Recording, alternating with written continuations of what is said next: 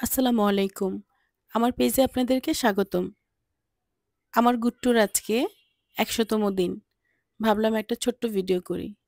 এই যে ছবিটা চলে গেল, এটা হলো ওর জন্মের পরক্ষণের ছবি। মানে জন্ম হওয়ার সাথে, সাথে ছবি তোলা। ভাবলাম কি দিয়ে কি করব না করব। তাই বিছানার উপর একটা সাদা ম্যাট বিছিয়ে নিলাম। এই যে এভাবে বিছালাম। এরপর চিন্তা করছিলাম কি দিয়ে করা যায়? ১০০ বানাবো। হাতের কাছে কোনো উপকরণ নাই। হঠাৎ মনে হলো জামাই আজকে পেঁয়াজ কিনে নিয়ে আসছে। সেটা দিয়ে করে ফেলি না। এই যে পেঁয়াজ দিয়ে আমি সুন্দর করে এরকম শূন্য বানাচ্ছি। খুব মনোযোগ সহকারে শূন্য বানাচ্ছি তো বানাচ্ছি। পরে ভাবলাম গোল যদি না হয়, ভাবলাম দূর গোলে কি যায় আসে। আগে তো বানাই কিছু একটা। এরকম করতেই আছি, করতে আছি। ফাঁকে, ফাঁকে আমি অনেকবার উঠছি। বাবু কান্না করতেছে, আবার আসতেছি। কান্না করতেছে, আবার আসতেছি। কারণ এত লম্বা সময় ধরে আসলে একটানা আমার শূন্য বানানোর কোনো সময় নেই। একটা শূন্য বানাইতে আমার অনেক সময় লেগে গেছে। কারণ আমি অনেকবার উঠছি, আসছি, অনেকবার উঠছি, আসছি। তারপর হলো গিয়ে ২ নাম্বার শূন্যটা বানানো শুরু করলাম। ভাবতেছিলাম আল্লাহ যদি আমার পেঁয়াজ শেষ হয়ে যায় শূন্য বানাইতে, বানাইতে তাহলে আমি মাঝখানে কি দিব? ১ম এ একবার ভাবছিলাম টমেটো কিনবো। কাঁচা টমেটো আর পাকা টমেটো। ২ টা দিয়ে ২ রঙের শূন্য বানাবো। পরে ভাবলাম ওরে বাবা!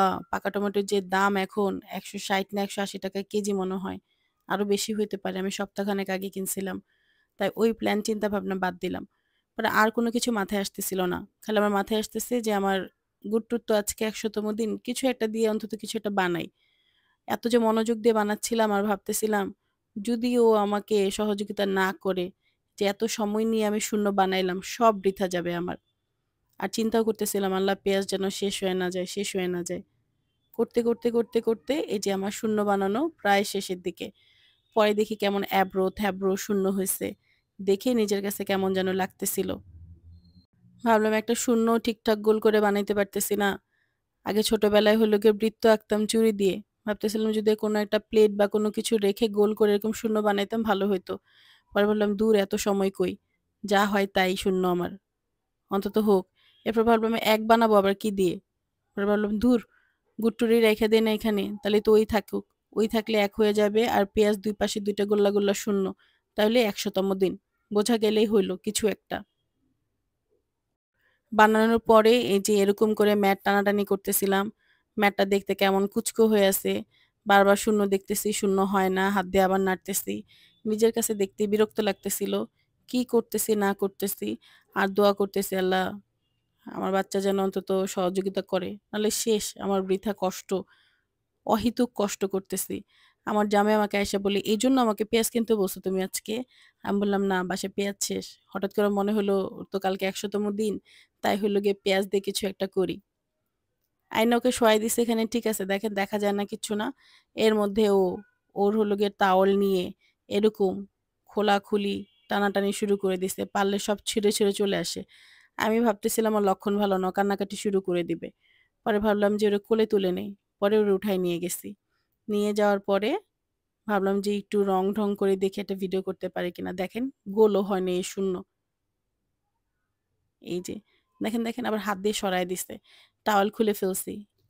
এত সময় আমাকে দেয় নাই সে। সে হলো গিয়ে পেঁয়াজ এই যে দেখেন কেমন হাত দিয়ে নাড়ানাড়ি শুরু করছে। আর মনে, মনে ভাবতেছে আমার মা কিসের মধ্যে শোয়ায় রাখছে। ঠুস! Dress change. ভাবলাম দেখি আরেকটু সে সহযোগিতা করে কিনা। আসলে মূলত আগের জামাটায় বমি করে দিছে তাই ওটা চেঞ্জ করে এটা ওকে পরাইয়া দিছি। কিন্তু এই জামাতেও কতক্ষণ এই যে দেখেন কেমন হাত দিয়ে নাড়ানাড়ি শুরু করে দিছে। পেঁয়াজের মধ্যে হাত দিয়ে রাখছে। এ হাত না আবার মুখে দেয় আমি খুবই চিন্তায় ছিলাম। এই যে আবার জামা বদলাইয়া দিছি। তারপর ভাবলাম ঠিক আছে। ওকে আমি এরকম গোল, গোল করে ২ টা আমার হেজাব দিয়ে আবার শূন্য বানাইছি। দেখেন একটা হেজাব ধরে কিভাবে টানাটানি করতেছে। এটার কোনোভাবে শূন্য মনে হচ্ছে, ১০০ ও তো মনে হচ্ছে না। এখন অনেকটা খুশি, হাসি খুশি। কিন্তু আমি খালি চিন্তা করতেছি কখন সে কান্নাকাটি করবে। এই যে দেখেন কান্নাকাটির একটা লক্ষণ চলে আসছিল। এই যে চেহারা একটু, একটু কুঁচকাচ্ছে কান্নাকাটি করবে। এই যে হেজাব ধরে আবার টানাটানি মাঝখানে আমি একবার হেজাবটা ঠিক করে দিছি। আর ধৈর্য কুলাইল না। সে শেষ। তার শূন্য-টূন্য সব শেষ। আবার তাকে আমি টাওয়েলে জড়ায় ফেলছি। ছোট্ট একটা ক্লিপ নেওয়ার জন্য। কিন্তু কতক্ষণ এই যে দেখেন, দেখেন, দেখেন, দেখেন কেমন মরামরি করতেছে। এখন এসে কান্নাকাটি করল, করল, করল, করল। "মা খুলে দাও, মা খুলে দাও।" সবাই ওর জন্য দোয়া করবেন। আল্লাহ হাফেজ।